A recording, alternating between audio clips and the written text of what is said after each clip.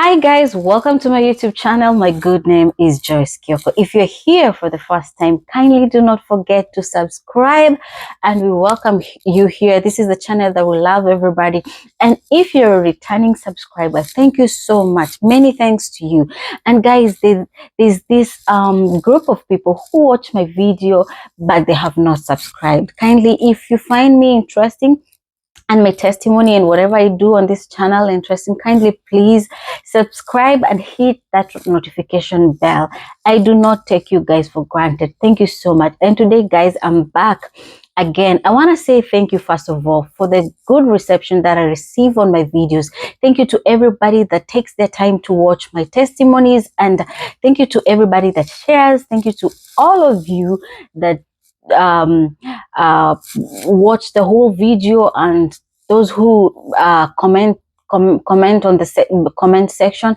Thank you so much. I do not take you all guys for granted. You really do motivate me to do more videos when you do all that. And guys, if you have a friend who has not subscribed to my channel, please just take a minute and share my videos to them so that they may also subscribe, and God will bless you. Well guys, today I have another testimony, though this is a very short testimony.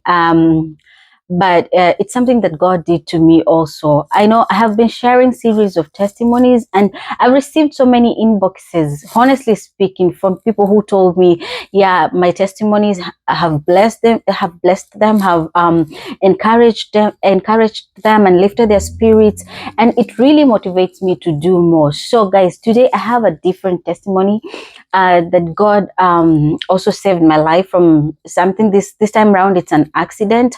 And I will start by saying that time I was working in industrial area. I was working in a company there, and I used to go to work every morning. And before I go to work, apart from the prayers we usually pray every morning, the Holy Spirit will tell me, like, to say, God, please order my steps.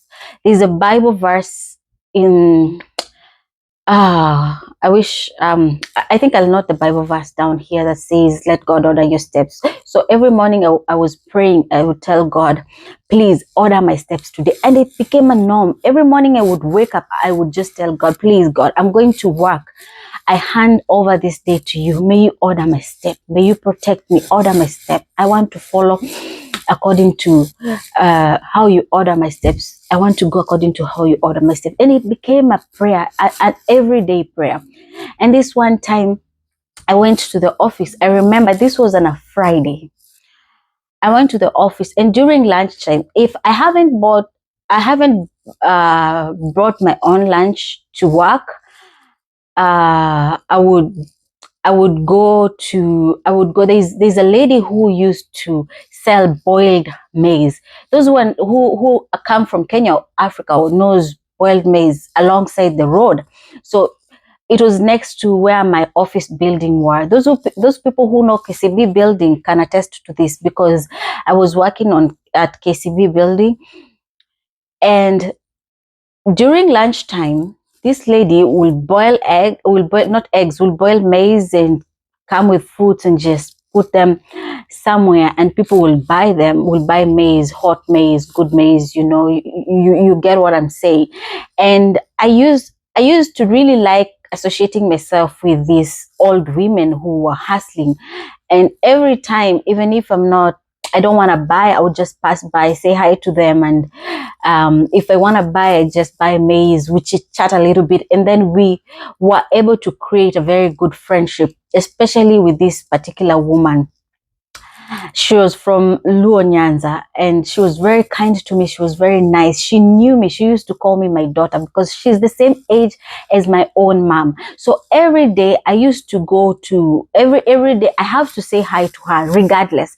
I used to come to the office in the morning, but she used to open her business at around 10 o'clock every morning. So when it's my lunchtime, it was a must for me, even if I'm not buying anything, but it was a norm or a habit for me to go there and say hi to her. And then when I'm leaving the office, when I'm leaving work, going home, I have to go there and just say, bye, mom, tell her just bye. And we're very good friends. Sometimes I would go there, sit down and chill and help her sell during my lunchtime or my free time.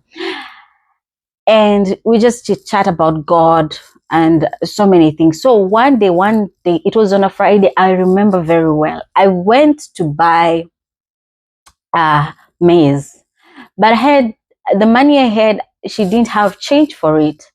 That time, a whole maize was like 20 shillings. Boiled maize was like 20 shillings, but she didn't have change for it. So she told me, oh, my daughter, you can go with this maize and then you can bring, because I don't have change, you can bring me the change. You can bring me my money on Monday. So because she trusts me, and that's what happened, I went home.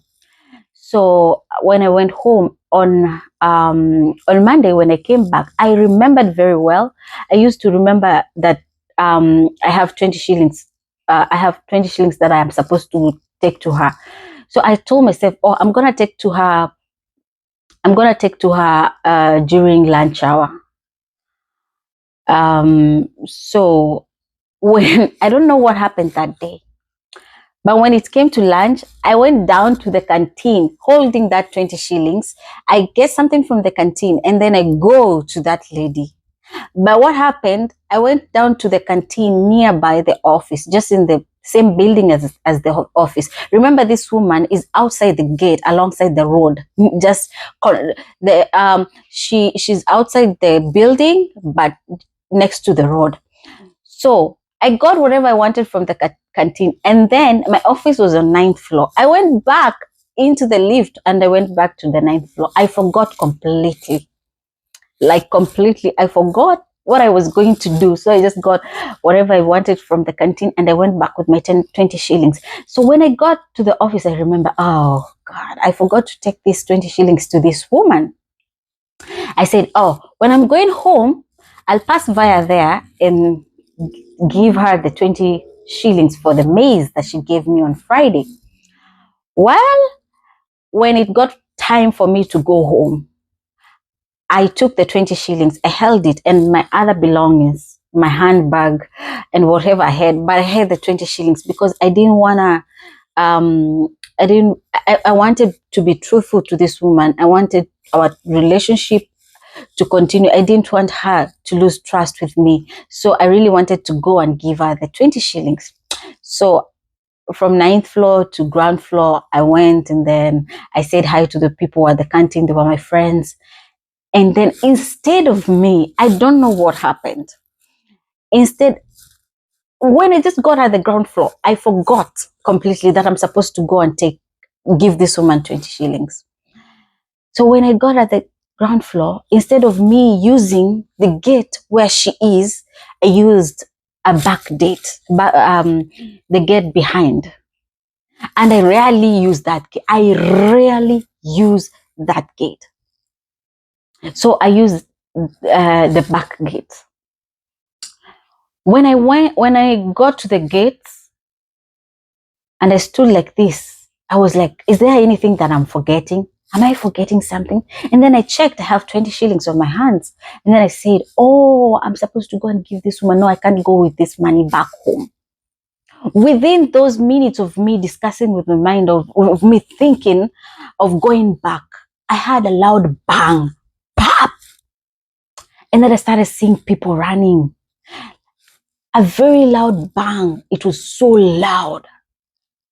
That's the time I'm thinking of going back to give the woman the 20 shillings. But now that loud bang confused me. I started seeing people running. And this was that time of Maandamano. If you're a Kenyan, you know what I'm saying. It was that time of the opposition were demonstrating all over. And they were all over demonstrating. So I thought maybe there's maybe a fight between demonstrators and the police officers. I thought maybe they're gunshots. I didn't really think. And then so I was scared to go back. I said, oh, I won't go back because people are running towards one direction. Let me just go home. Let me just go home.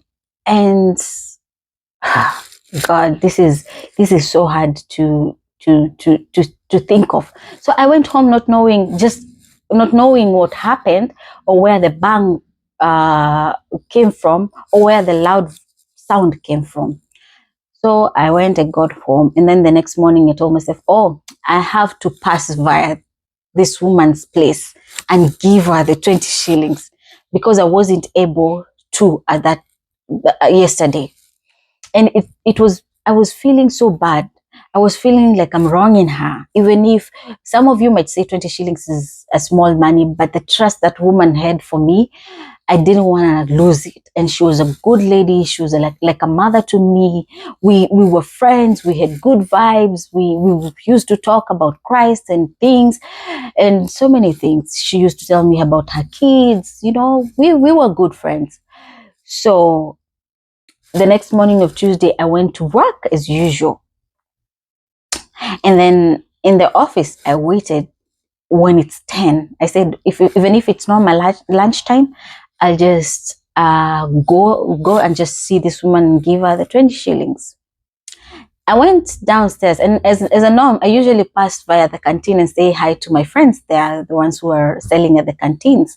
So I went there and I found a small meeting of about 5 people at the canteen, and these people were discussing about what had happened yesterday, and they mentioned this woman, this friend of mine. And one of them was saying, can you imagine, in Swahili, I'll translate it in English. One of them was saying, can you imagine Shosh ametuacha tu hivo? I'm like, they used to call her Shosh because she was elderly. Yeah? Can you imagine Shosh ametuacha tu hivo? I'm like, Shosh which? Ule Shosh anauza mahindi, mgani? Because I knew there was another Shosh down there, apart from her, but I was used to this specific one. I was like, which Shosh? Mgani huyo? And they're like, the dark one. The dark one is the one who has left us. I mean, I was like, tell me specifically, because I want to know, because right now I'm standing here, I'm going to see that other shosh. Because for me, I thought maybe it's the other shosh down there, because she's the one who was much closer to the road, because they said there was an accident that happened and killed one of those shosh. So as I was standing there, I was saying, okay, I told them, okay, I'm going to be back. I'm going to be back and get this story well. Let me go first to the other church and give that lady her 20 shillings, because I've been promising that I'll take her the money and I haven't. And she did me a favor by giving me maize, boiled maize. They told me, that's the church we're talking about. That's the lady we're talking about. Yesterday at around a certain time, she was hit by a speeding vehicle, and it pressed her to the wall, and it crushed her completely. She couldn't be recognized. I asked what time. They told me what time. And then I couldn't believe my eyes. They said, even when you go there, they took her body, yes, but even when you go there, you'll find you'll find a lot of blood, and you'll find small particles of meat that were not collected, small, that scattered all over. I said, no, it's not the woman I'm going to see you guys are talking about. She is my friend. This woman, she is my friend.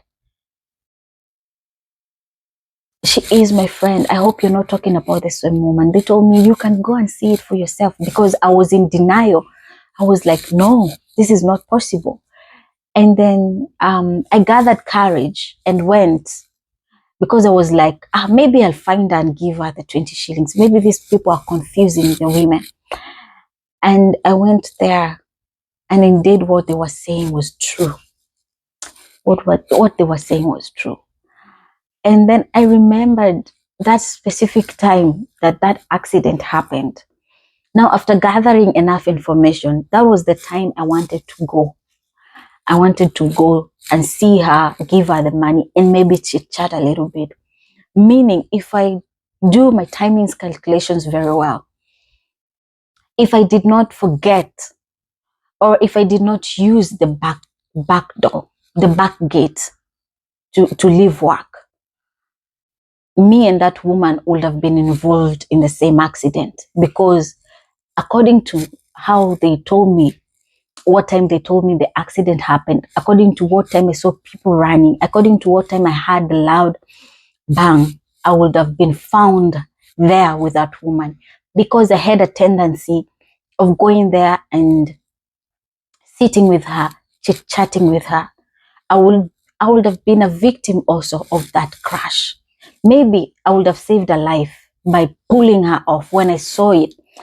But what happened is, let me just give a small scenario of what happened.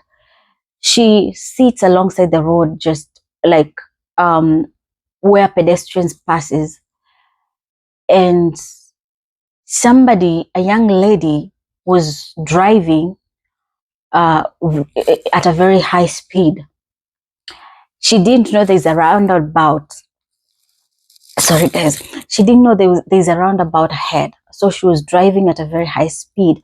And when she realized there's a roundabout ahead, she hit the brake and the vehicle spined round so many times, like 6 times. That's what they told me. The vehicle spun very fast.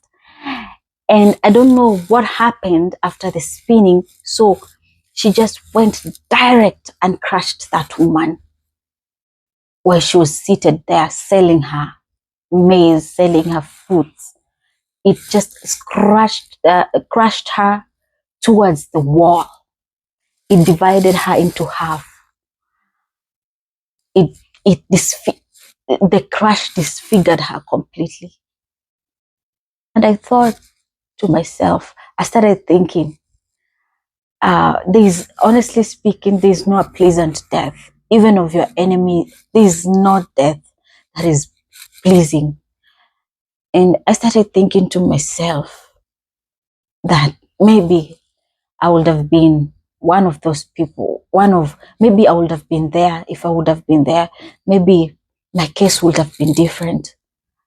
But because of the prayers I usually say in the morning, that God, please order my day, order my steps, I feel like the forgetting thing, me forgetting to go and see her, me forgetting to go and give her the 20 shillings, the money for the maize, I feel like maybe God was ordering my steps, because He ordered my steps for me to use the back gate and not the front gate.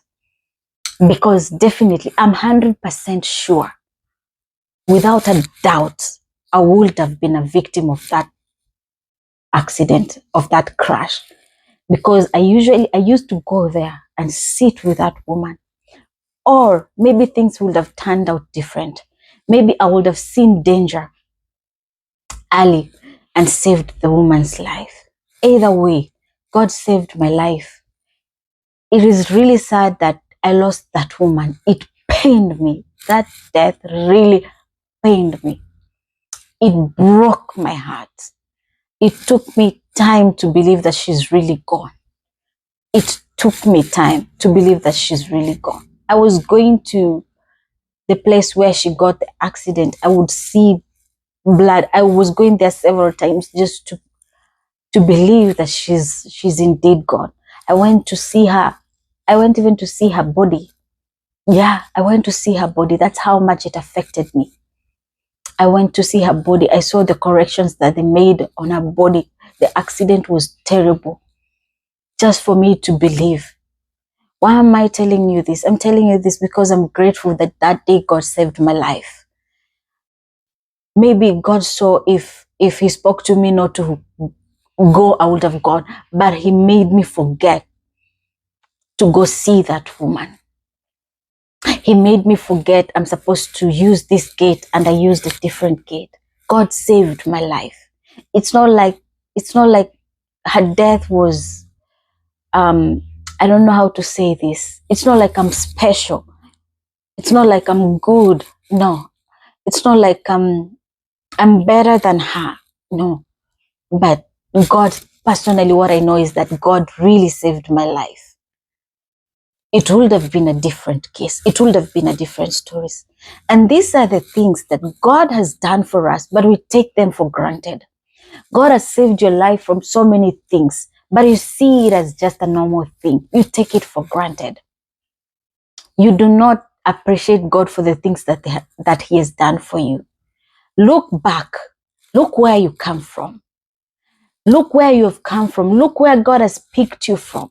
Look how many times, check yourself, how many times has God saved your life?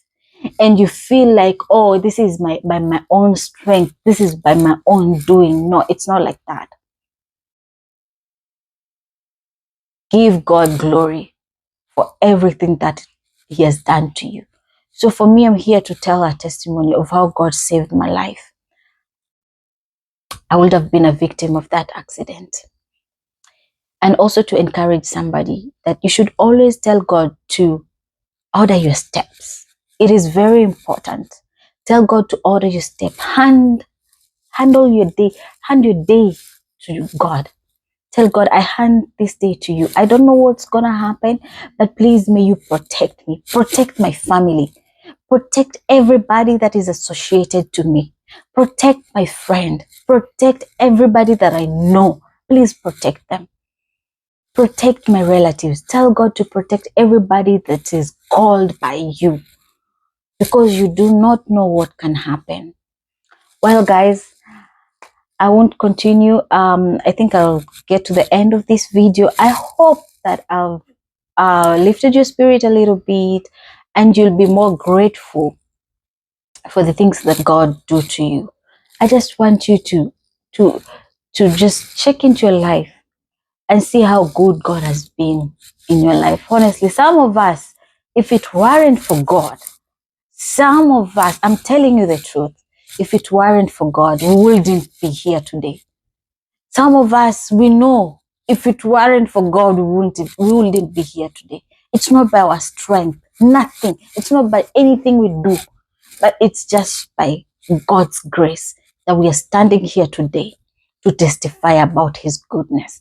Well, guys, I'm gonna leave you here. Please share my videos, tell a friend to tell a friend. Once again, I want to urge you to please subscribe, and I'm gonna try my best to give you more content and videos. And follow me on TikTok at Joy Mwende. Follow me on Instagram at Joyce Kioko. Follow me on Facebook at Joyce Kioko. If you follow me, I'm gonna follow you back. Until next time, may God bless you.